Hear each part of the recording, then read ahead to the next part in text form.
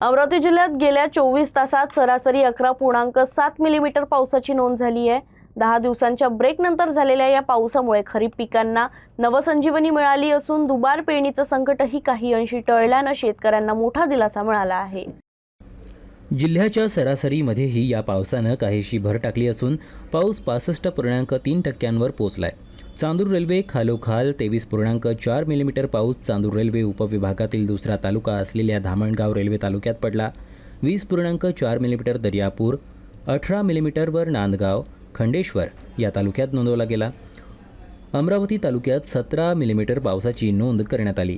सर्वात कमी 0.9 मिलीमीटर पाऊस अचलपूर तालुक्यात पडला। याचसह धारणीमध्ये 1.2 मिमी, चिखलदऱ्यामध्ये 5.4 मिमी, भातकुलीत 6.9 मिमी, तिवसा इथं 5.0 मिमी, मोर्शीत 6.1 मिमी, वरुड इथे 15.8 मिमी आणि अंजनगाव इथं 1.6 मिमी यासह चांदूर बाजार इथे 1.4 मिलीमीटर पाऊस नोंदवला गेला। सकाळी 11 वाजतापासून सुरू झालेला पाऊस अधूनमधून बरसत होता, त्यामुळे काही तास उघडीप तर काही तास पाऊस असं वातावरण होतं। या वातावरणामुळे नागरिकांना त्यांची कामंही करता आली आणि पावसाचाही आनंद घेता आला।